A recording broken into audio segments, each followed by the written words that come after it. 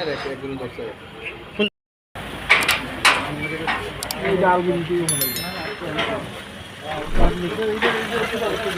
वाला लगाओ, नीचे वाला लगाओ, इसको लगाओ।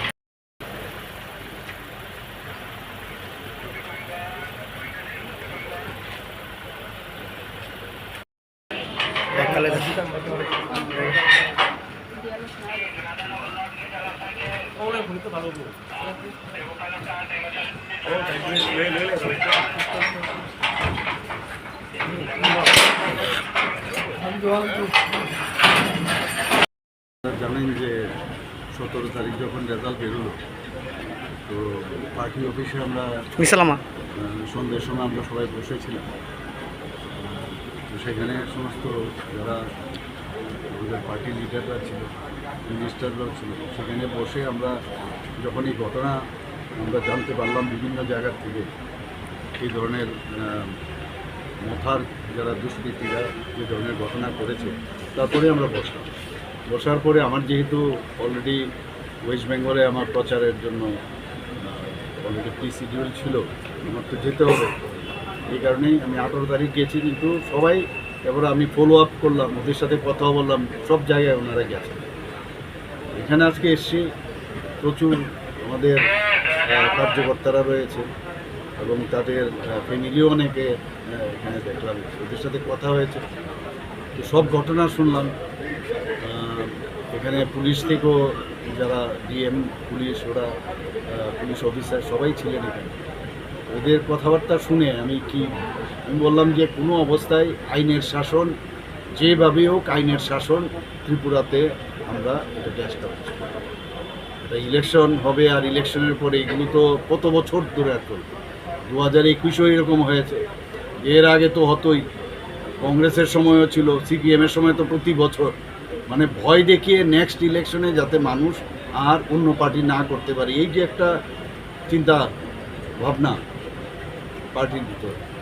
আমি এটা বলছি না যে আমাদের পার্টির মধ্যেও যদি এই ধরনের কেউ করে থাকে, তাকেও আইনের শাসনের মধ্যে নিয়ে আসতে হবে। আমরা আইনকে নিয়ে কথা বলবো।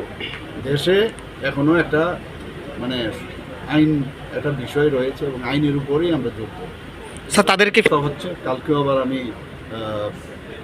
ডিজিপি সাহেব, চিফ সেক্রেটারি মহোদয় এবং অন্যান্য আরও যারা আমাদের মিনিস্টাররা আছেন, তাদেরকে নিয়ে আমি বসবো।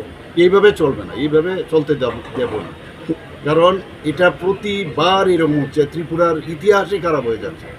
এবং এর জন্য এটাও কিন্তু একটা আমাদের জন্য মনে হয় একটা আন্দোলনের মতো, এটা আমাদের করতে হবে। এইভাবে হয় না। যারা আইন হাতে শুনেন, মানে যেসব কাহিনী শুনলে সত্যি দুঃখ লাগে যে এটা কি মানে এইভাবে কি চলতে দেওয়া যায়। আমি যা বলার, কালকে আমি ডিজিপি সাহেবকে ডাকবো, আমাদের চিফ সেক্রেটারিকে ডাকবো, ল ডিপার্টমেন্ট থেকে ল সেক্রেটারি থেকে শুরু করে সবাইকে নিয়ে আমি বলবো। That cannot be tolerated. পরিষ্কার মানে আইনের শাসন। আমি বলছি না যে আমরা মানে তাদের মারের পরিবর্তে মার দেবো, এরকম আমি কোনোদিন, আপনারা নিশ্চয়ই দেখেছেন, আগেও আমি বলেছি, আমাদের পার্টি সবসময় বিশ্বাস করে যে শান্তির কথা। কেউ যদি এদিক সেদিক করে, আপনারা দেখেছেন আমাদের পার্টিরও অনেককে আমি অ্যারেস্ট করে দিয়েছি। কাজেই আমরা এখানে একটা শান্তির বাতাবরণ আমরা তৈরি করতে চাই। হয়তোবা টাইম লাগবে, আর ইলেকশনের রেজাল্ট হবে। আমরা 2,08,000-এর মতো প্রায় আমরা এই জনজাতি যারা আছেন, তারা কিন্তু ভারতীয় জনতা পার্টিকে ভোট দিয়েছেন, ওনাদেরকে 4 লাখের উপরে দিয়েছেন। হয়তোবা আমাদের কোনো জায়গায় খামতি রয়েছে, এখনও সেই বিশ্বাস আমরা তাদের থেকে আমরা আনতে পারিনি। তো আমরা সেগুলো সাংগঠনিকভাবে আমরা দেখব। এখন এইগুলো করা হচ্ছে কারণ আগামী দিনে যেহেতু আরও অনেক ইলেকশন আছে, সেখানে যাতে ইলেকশনটাকে এইভাবে চালিয়ে দেওয়া যায়, সেই কারণে এইসব করছে, সেটা বলার অপেক্ষা। যারা জোট নিয়ে দলের কি স্ট্যান্ড থাকে?